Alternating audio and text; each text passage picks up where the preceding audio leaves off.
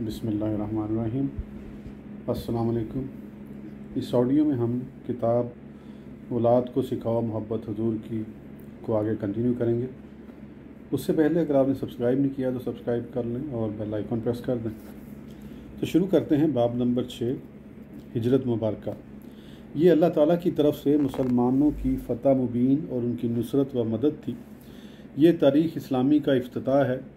ख़ातमुल अंबिया वल मुरसलीन हज़रत मोहम्मद बिन अब्दुल्ला पर नज़ूल कुरान तारीख़ में पहला और अहम वाक़या है और हिजरत बग़ैर किसी इख्तलाफ के तारीख़ में दूसरा अहम वाक़या है, जिसके ज़रिए से इस्लाम ने फ़तह पाई, मुसलमानों के कदम जम गए और अव्वलीन इस्लामी हुकूमत की बुनियाद रखी गई और दीन नज़री पहलू से अमली पहलू की सूरत इख्तियार कर गया।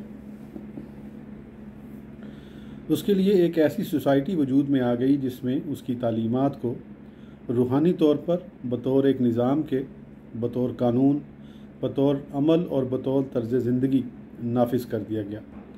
हिजरत अल्लाह ताला की तरफ से एक फ़तह थी और उसके दीन और उसके रसूल सल्लल्लाहु अलैहि वसल्लम की कामयाबी व कामरानी का पेश खैमा थी और उससे बढ़कर दूसरी बहुत सारी और बड़ी बड़ी कामयाबियों और कामरानियों की तमहीद थी,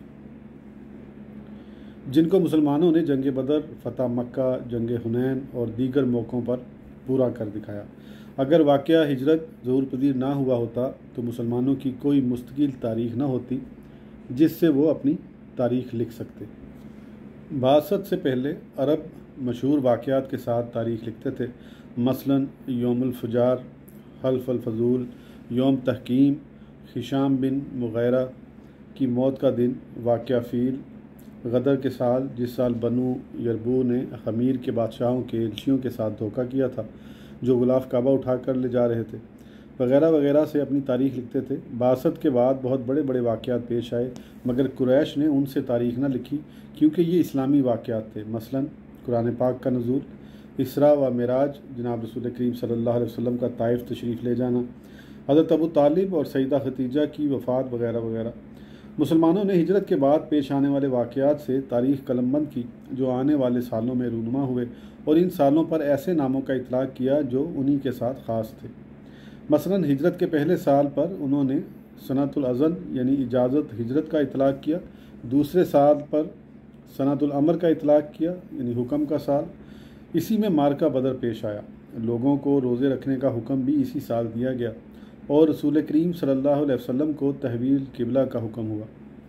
तीसरे साल पर सनतुल तमहीस साल इम्तियाज़ का इतलाक़ किया। इसी में मार्का ओहद भी पेश आया जिसके ज़रिए से अल्लाह सुब्हानहू व तआला ने मुखलिस और सादिक मुसलमानों को दूसरों से मुमताज़ फरमाया। चौथे साल को सनतुल तरफ़ा का नाम दिया। इसी में शराब हराम की गई। बनी नुज़ैर को मदीना बदर किया गया। पाँचवें साल का नाम सनतुल ज़िलज़ाल है। इसी में अहज़ाब, क्रेस्ता और दोमता अल जंदल के मार्के पेश आए। इसी तरह से वाक़या उफ़क़ भी इसी में रूनुमा हुआ। छठे साल पर सनतुल अल सतनाइस कुर्बत व उल्फ़त का साल का इतलाक़ किया। इसी में सुलह हुदैबिया और बैत रिज़वान मुकम्मल हुई और इसी में सूरह रूम अल आयात 1 से 4 में जो अल्लाह ताला का वादा मौजूद है उसकी तकमील व तहक़ीक़ के तौर पर रोम वालों ने ईरानियों पर गलबा हासिल किया। सातवें साल का नाम उन्होंने सनतुल इस्तग़लाब गलबे का साल रखा। इसी में ग़ज़वा खैबर पेश आया। इसी तरह इसी साल सलाम बिन मुस्तकम यहूद की बीवी की बेटी ने जनाब रसूलुल्लाह सल्लल्लाहु अलैहि वसल्लम को जहर मिलाकर बकरी का गोश्त पेश किया और उसी साल आप सल्लल्लाहु अलैहि वसल्लम ने मलूक को उम्रा की तरफ दावत इस्लाम के ख़तूत रवाना किए। आठवें साल का नाम उन्होंने सनतुल फ़तह रखा क्योंकि इसमें फ़तह मक्का हुआ और इस्लाम को गलबा हासिल हुआ। इसी में जंग हुनैन पेश आई। नवां साल सनतुल बरा कहलाता है क्योंकि उसमें सूरह बरात या तौबा नाजिल हुई और उसे आम अल वफूद भी कहा जाता है। इसी में जज़ीरा अरब से मुख्तलिफ वफूद अपने इस्लाम का ऐलान करने की गर्ज से जनाब रसूलुल्लाह सल्लल्लाहु अलैहि वसल्लम की खिदमत में हाजिर हुए। उसी में जंग तबूक हुई। 10वें साल का नाम सनतुल विदा रखा गया। उसी में हज्जतुल विदा मुकम्मल हुई और अरफा के दिन जनाब रसूलुल्लाह सल्लल्लाहु अलैहि वसल्लम का खुतबा नशर हुआ। हिजरत तारीख़ इस्लामी की इब्तिदा है। जनाब रसूल करीम सल्लल्लाहु अलैहि वसल्लम के जवार रब में मुंतकिल हो जाने के बाद हज़रत अबू बकर सिद्दीक़ रज़ियल्लाहु तआला अन्हु आपके खलीफा बने। आपके अहद खिलाफत की इब्तिदा लश्कर उसामा की तैयारी और उसके भेजने के साथ हुई। उसके बाद मुर्तदीन के साथ लड़ाई और उनकी सरदनिश के वाक़यात पेश आए। जैसा कि आपने अपने अहद में कुरान की जमा व तदवीन भी करवाई। आपके बाद हज़रत उमर रज़ियल्लाहु अन्हु खलीफा बने। आपने दफातर कायम किए, लश्कर तैयार किए और शाम, इराक़, मिस्र और दीगर मुल्कों में नुमायाँ और शानदार इस्लामी फतूहात हासिल की। रिवायत की गई है कि हज़रत उमर बिन अल-ख़िताब रज़ियल्लाहु अन्हु की खिदमत में एक ख़त माह शाबान की तारीख़ के साथ भेजा गया। आपने हामिल हद से पूछा, ये कौन सा माह शाबान है? वो आदमी इसका तयन न कर सका। हज़रत उमर ने घड़ियों सोच विचार की। फिर आपने जनाब रसूलुल्लाह के सहाबा को जमा किया और इस मामले में उनसे मशवरा किया। उन्होंने कहा, हमें इस मामले में ईरानियों की आदात और उनके रिकॉर्ड के ज़रिए से तदबीर करना चाहिए। चुनांचे वो हज़रात हरमज़ान फ़ारसी के पास आए और उससे पूछा। उसने कहा, हमारी एक तारीख़ है जिसका नाम हम माह रोज़ रखते हैं। माह रोज़ का मायनी महीनों का हिसाब। उन हज़रात ने इस कलमे का अरबी में तर्जमा कर दिया और वह यूँ हुआ, मौरख अरख तारीख़न। हज़रत उमर ने फरमाया, लोगों के लिए तारीख़ मुकर्रर कर दो जिसके ज़रिए से वो आपस में अपना मामला चलाते रहें। उनमें से बाज़ ने यह राय दी कि रूमियों वाली तारीख़ लिखी जाए। दूसरे बाज़ ने कहा, ईरान वालों की तारीख़ लिखो। मगर हज़रत उमर को उनमें से किसी की भी बात पसंद न आई और आप इस मामले में सोच विचार करने लगे। इस सोच विचार के दौरान आपको हज़रत अबू मूसा अशरी की तरफ से ख़त मिला जिसमें उन्होंने लिखा, आपकी तरफ से हमें हद पहुँचते हैं, उन पर तारीख़ नहीं लिखी होती। आप हमारे लिए तारीख़ मुकर्रर कर दीजिए जिसके ज़रिए से हम अपने औकात में इम्तियाज़ बरकरार रख सकें। उस पर हज़रत उमर ने असहाब रसूल से फरमाया, हम वाक़ई हिजरत से तारीख़ इस्लामी की इब्तिदा क्यों ना कर दें। ये तमाम औकात से ज़्यादा वाज़े, शुबे से पाक और इस्लाम और मुसलमानों के साथ ज़्यादा मजबूत ताल्लुक़ रखने वाला वाक़या है। तमाम ने उससे इत्फ़ाक़ किया। इस्लाम हिजरत से पहले और उसके बाद। हम हिजरत नबविया की दायमी और अब्दी याद मना रहे हैं तो हमारे लिए मुनासिब है कि हम इस्लाम और अहले इस्लाम की हिजरत से पहले और बाद की हालत का जायज़ा लें ताकि हम उसकी कदर को पहचानें और उसके मफ़हूम का और जो कुछ उसके ज़रिए मुसलमानों को नसीब हुआ उसका अंदाज़ा कर सकें। वो पहली चीज़ जिसके ज़रिए से हम अपने इस जायज़े की इब्तिदा करते हैं वो हिजरत से पेशतर इस्लाम फैलने की शक्ल थी और वह थका देने वाली कोशिश थी जो मुसलमान इस दावत को लोगों के जहनों तक पहुँचाने के लिए करते रहे। हालांकि उन्हें इस खौफनाक फ़िज़ा जो कुरैश ने उन पर मुसल्लत कर रखी थी, उन ज़ालमाना कार्रवाइयों, उस पकड़ धकड़ और उस ताज़ीब व कत्ल का सामना था जिनका बेड़ा कुरैश ने उठा रखा था। लेकिन जहाँ तक माबाद हिजरत का ताल्लुक़ है तो उस वक़्त इस्लाम सारे अरब पर यूँ छा गया जैसे नूर तारीकियों का सीना चीर कर छा जाता है और एक ऊंची आवाज़ बुलंद हुई। वो हादी अरब व अजम की आवाज़ थी। अब मुसलमान आज़ाद हो गए। वो इस्लामी तालीमात को हर जगह फैलाने लगे। अब ना उन्हें किसी पकड़ धकड़ का ख़तरा था, ना किसी अजाब का और ना कत्ल का। हिजरत से पहले इस्लाम महज मुबादियात, तालीमात और असूलों की सूरत में था। उसे कोई ऐसी सोसाइटी मुयसर न थी जिसके दायरा कार में रहकर वो कोई अमली शक्ल इख्तियार कर सकता। मक्का में जहाँ तक कुरैशी माशरे का ताल्लुक़ था तो उस पर तो सरकश बुत परस्ती का गलबा था। वो माशरा अपने अफराद में से किसी फ़र्द को बुत परस्ती की तालीमात के ख़िलाफ़ अलम बगावत बुलंद करने की इजाज़त नहीं दे सकता था। यहाँ वो इस बात का भी रवादार नहीं था कि वो इस बुत परस्ती के अहकाम के अलावा दीगर किसी भी अहकाम को अपनी सोसाइटी में अमली सूरत दे सके। नतीजतन एक मुसलमान अपने घर वालों, अपनी माँ, अपने बाप, अपनी बहन और अपने भाई तक से अपना इस्लाम छुपाता फिरता था। मुसलमान उस वक़्त बहैसियत कमज़ोर अफराद के ज़िंदगी बसर कर रहे थे। वो अपने दीन के शायर पर अमल करने की जुर्रत नहीं कर सकते थे और ना ही वो इस दीन के असूल सीखने के लिए इकट्ठे हो सकते थे। उनमें से अक्सर खुफिया तौर पर नमाज अदा करने के लिए मक्का की घाटियों में चले जाते, मगर उनके दिल दौलत ईमानी से मामूर थे और उनके दिल अल्लाह ताला की नुसरत और उसकी तायद पर पुख्ता यकीन रखते थे। मगर जहाँ तक हिजरत के माबाद का ताल्लुक़ है तो उस वक़्त एक मुसलमान अपने इस्लाम का खुल्लम खुल्ला ऐलान कर सकता था और उस पर फ़ख्र भी किया करता था। अब मुसलमान एक बड़ा ख़ानदान बन गए जो इस्लाम के ज़रिए और उसकी खातिर ज़िंदा थे। अब उनकी मस्जिदें बन गई जहाँ वो अल्लाह ताला की इबादत किया करते और बड़े आज़ादाना और अमन व अमान के माहौल में अपने शायर दीन अदा कर रहे थे, और ये सब कुछ उनके लिए अल्लाह ताला की नुसरत और उसकी तायद ताम होने के बाद हुआ। हिजरत से पहले इस्लाम मक्का के अंदर मखसूर था, वो एक जगह से दूसरी जगह नहीं निकल सकता था, बल्कि उसका नूर मक्का के अंदर ही उसकी तंगो तारीक सरजमीन में बंद था। मगर हिजरत के बाद उसका नूर चमक उठा और ज़मीन के हर हिस्से में अपनी ज़ुपाशी करने लगा। वो हिस्सा ज़मीन ख्वाह मशरिक़ में था, ख्वाह मगरिब में, ख्वाह मशरिक़ व मगरिब दोनों के दरमियान था। वो असबाब जिन्होंने हिजरत की जल्दी करवाई और उसको एक ख़त्मी ज़रूरत बना दिया, वो घटिया साजिशें थीं जो शयातीन कुरैश ने जनाब रसूल के कत्ल के लिए सोची। इस मज़मूम इरादे के पेश नज़र उन्होंने कुरैश के कबाइल में से हर कबीले से एक बहादुर नौजवान चुना ताकि वो माज़अल्लाह अपनी तलवारें लेकर यकबारगी जनाब रसूलुल्लाह पर हमला कर दें और आपको शहीद कर डालें। ऐसी सूरत में आप सल्लल्लाहु अलैहि वसल्लम के अहले ख़ानदान उनका बदला नहीं चुका सकेंगे और दीद पर ही इक्तफ़ा कर लेंगे, मगर अल्लाह ताला ने आपको उनके मकर से बचा लिया और इस वाक़या को तमाम दुनिया में इस्लाम के फलने फूलने और उसकी अशात का सबब बना दिया। मदीना मुनव्वरा में जनाब रसूलुल्लाह का पहला खुतबा। जो ही जनाब रसूल करीम सल्लल्लाहु अलैहि वसल्लम की सलामा मदीना मुनव्वरा पहुँचे तो आपने लोगों को खुतबा दिया, जिसमें आपने उन्हें भाईचारे, ताउन, एक दूसरे के साथ मेहरबानी, भलाई व एहसान करने, इसार मोहब्बत और अतात की दावत दी। शिरक, कुफर, बुग़्ज़ और रहत शिकनी से इज्तनाब का हुक्म दिया। एक तारीख़ी और बेमिसाल इंसानी वाक़या। फिर हजूर ने मुहाजिरीन व अंसार के दरमियान भाईचारा कायम किया और फरमाया, भाई भाई बन जाओ। इंसार ने इस भाईचारे को खुशामदीद कहा और उसके उम्दा और ऊंचे दर्जे के मायनी को अमली जामा पहनाने में कोई दकीका फ़रोगुज़ाश्त न किया। उन्होंने अपनी हर चीज़ मुहाजिर भाइयों के साथ तकसीम कर ली, माल, रिस्क, माश वगैरह, बल्कि उनमें से हर एक अपने मुहाजिर भाई के लिए अपने आधे घर, और अगर उसकी 2 बीवियाँ थीं तो उनमें से एक बीवी से भी दस्तबरदार हो जाने के लिए तैयार हो गया, ताकि उसकी इद्दत पूरी हो जाने के बाद उसका मुहाजिर भाई उससे शादी कर ले। फिर सब ने मिलकर जिहाद फ़ी सबिलिल्लाह में ताउन किया और अपने इत्तेहाद, उम्दा और ख़ूबसूरत भाईचारे के सदक़े फ़क़ीदुल मिसाल कारनामे सर अंजाम दिए। किस चीज़ ने हिजरत शरीफ़ा को ज़रूरी बना दिया? हक़ तो यह है कि बहुत सारे अहम अमूर ने इसको ज़रूरी और इंतहाई अहमियत का हामिल बना दिया।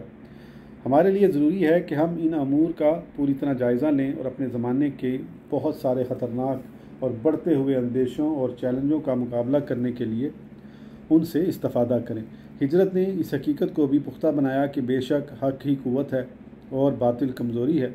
मज़ालिम का सहना और ताज़ीब व इज़ार रसानी के लिए ये मुमकिन नहीं कि वह क़ुव्वत ईमानी को ज़िक पहुँचा सकें, जबकि वह क़ुव्वत ईमानी मुस्लिम दिलों में जानगुज़ी हो जाए। हिजरत ने इस बात को भी पुख्ता बनाया कि जब एक वतन का बासी अपनी इज़्ज़त और आज़ादी अकीदा खो बैठे और उसका दीन मामून व महफूज ना हो तो उसके नज़दीक ना ही वतन की कोई कीमत है और ना ही उसके लिए इस सरज़मीन में रहने का कोई मकसद है। हिजरत ने इस्लामी अखुवत को मजबूत किया और यह वाज़े किया कि भाईचारा 2 दिलों के दरमियान एक माहदा और आला इंसानी ज़िंदगी के लिए एक अहद है। नीज़ इस हकीकत को मजबूत किया कि ईमान मसाइब व मुश्किलात के ज़रिए ही आजमाया जाता है और शदाइद व सऊबतें तो दिलों को क़ुव्वत के साथ भर देती हैं और इरादा को पुख्तगी अता करती हैं। वो ना तो कमज़ोर पड़ता है, ना उसमें ज़ाफ़ पैदा होता है, ना गम खाता और ना ही ना उम्मीद होता है। और इस बात की ताकीद की कि सब्र, अमल पहम, इत्तेहाद और अल्लाह की रस्सी को मजबूती से थाम लेना ऐसे अमूर हैं जो हैरत अंगेज़ कारनामों का बायस बनते हैं। अलगर्ज़ ये कुछ ऐसे अमूर हैं जिनकी हिजरत शरीफ़ा ने तस्दीक की और उन्हें मजबूत बुनियादों पर इस्तवार किया। क्या हम उनमें से कुछ ऐसों की छान फटक कर सकते हैं जो हमारे इस ज़माने के शयातीन के साथ हमारी महाजराई में हमारे लिए सूदमंद साबित हों? क्या वह अख़ुवत इस्लामिया इस मेयार पर पूरी उतर सकती है जैसे उसे रसूलुल्लाह ने चाहा था? क्या हम अपने इख्तलाफात और अपने झगड़े भूल जाएंगे और हम एक सीसा पिलाई इमारत की तरह, जिसका एक हिस्सा दूसरे हिस्से के तक़वियत का बायस हो, एक दूसरे से जुड़े हुए एक सफ़ में खड़े होंगे? क्या हम अपनी सरज़मीन दुश्मनों से पाक कर सकते हैं? क्या हम अपनी ज़िंदगियों को झूठ और फ़रेब से बचा सकते हैं? और क्या अपनी फ़िक्री दुनिया से इन अफ़कार व नज़रियात और इन तबाहकुन असूलों को निकाल बाहिर कर सकते हैं? और क्या उस पर कुल्ली एतमाद रखते हैं जो कुछ जनाब रसूलुल्लाह ने हमारे दरमियान छोड़ा है, यानी किताब अल्लाह और आपकी सुन्नत, और हम इन दोनों को थाम लें ताकि कभी भी गुमराह न होने पाएँ, और हम अपने हाफजा में ये बात महफूज रख सकते हैं कि इस मामले का दारोमदार इस दुनिया में अल्लाह ताला की सुन्नत और दर्जा झैल आयत में वाज़े करदा रास्ता पर है। तर्जुमा, अगर तुम अल्लाह ताला के दीन की मदद करो तो अल्लाह ताला तुम्हारी मदद फरमाएगा। मैं इसकी उम्मीद रखता हूँ और अल्लाह ताला से दुआ करता हूँ कि वो हमारी इस दुआ को शर्फ़ कबूलियत अता फ़रमाए। बेशक वो पाक है, तौफ़ीक बख्शने वाला है और वही सीधे रास्ते की तरफ रहनुमाई करने वाला है। बाब नंबर 7, मिलाद नबवी का जश्न। जूँ ही के चाँद ने अपना चक्कर काटा और माह रबीउल अव्वल सफ़ा हस्ती पर अपनी 12वीं रात पर फ़रहा व नाज़ा नमूदार हुआ तो विलादत रसूल अला साहिब अल इस्लाम की याद से तमाम दुनिया मुअत्तर हो गई और हर हित्ता ज़मीन में लाखों मुसलमानों ने जनाब रसूल करीम सल्लल्लाहु अलैहि वसल्लम की विलादत मुबारक का जिक्र शुरू कर दिया। वो इस हादी व बशीर की सीरत का मुताला कर रहे हैं और उनके मनाकिब व सिफ़ात का पीछा कर रहे हैं। बेशक आप वो नबी हैं जिनकी ज़ात में तमाम इंसानी उम्दा और कामिल सिफ़ात अखलाक हमीदा और बुलंद पाया खसाइल ताम हो गई। इन खसाइल का दायरा वसीतर होता गया, चनाचा आप आला नमूना बने। बिलाशुबा आप सल्लल्लाहु अलैहि वसल्लम ऐसे ही थे जैसे कि ज़ात अलीम व ख़बीर ने आपके हक़ में फ़रमाया है। तर्जुमा, बेशक है नबी आप खल्क़ अज़ीम पर फ़ायज़ हैं। इसमें कुछ शक नहीं कि इस मौलद शरीफ के जश्न मनाने का सबसे अफजल तरीका आपकी सीरत तैयबा का मुतालिया है और नौजवान नस्ल का इसके साथ ताल्लुक़ जोड़ना और मोहब्बत रसूलुल्लाह और तमाम सहाबा कराम रिज़वानुल्लाह अलैहिम अजमईन की मोहब्बत का बच्चों को खूगर बनाना है। ये हम पर वाजिब है कि हम साल के मुख्तलिफ़ औकात में सीरत के मुताले का बच्चों को आदी बनाएं। ये अमल उनके जहनों में इस आला व अरफा तारीख़ को रासिख करने और उनका उसके साथ ताल्लुक़ जोड़ने में बहुत मौसर है और ऐसे ही मुकम्मल तौर पर सुन्नत मुतहरा के साथ उनके रब्त का ज़रिया है। नीज़ जिस कदर उनकी अक्लें इसे कबूल कर सकती हैं उसकी किरत का उन्हें आदी बनाना है, जैसा कि कुरान करीम की किरत के मौजू और नौजवान नस्ल के साथ इसका ताल्लुक़ जोड़ने के सिलसिले में हम करते हैं।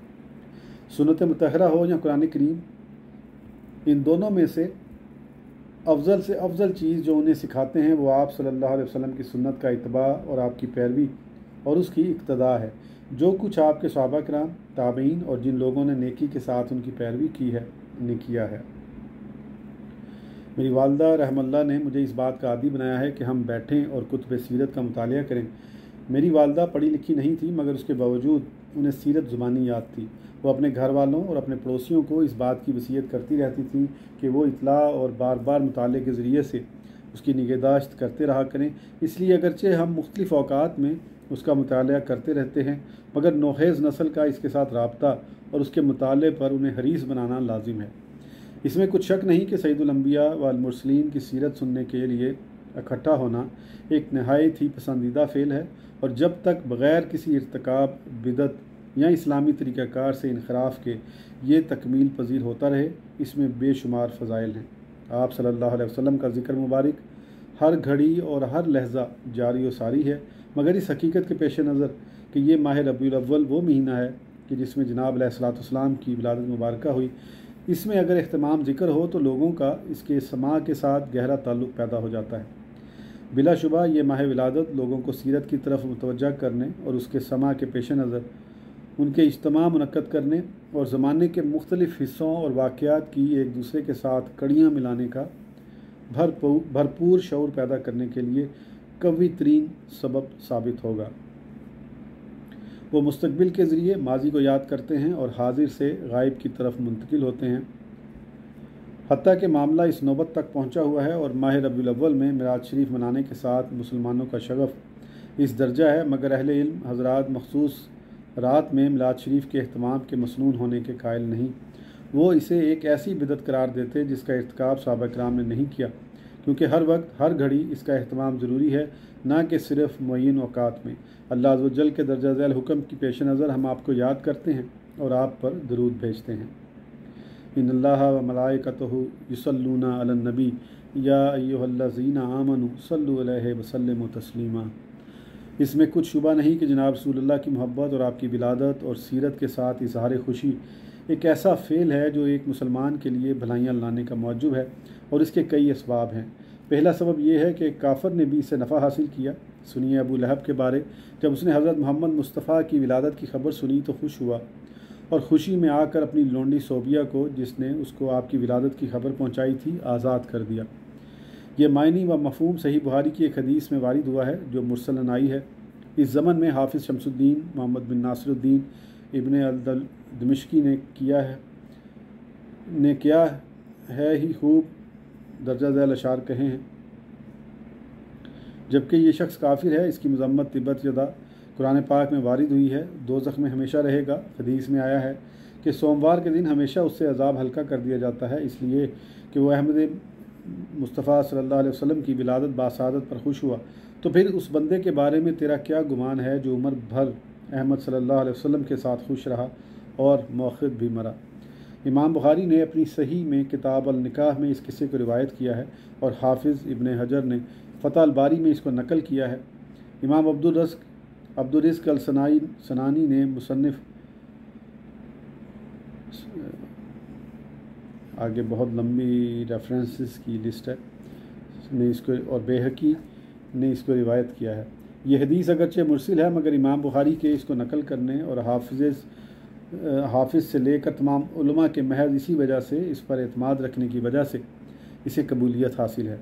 दूसरा सबब इस हदीस के मकबूल होने का यह है कि यह मुनाकिब व खसाइस में है, हलाल व हराम में नहीं है। तालिबान इल्म हदीस के साथ इस्तदलाल करने के मामले में मुनाकिब और अहकाम के दरमियान फ़र्क करते हैं।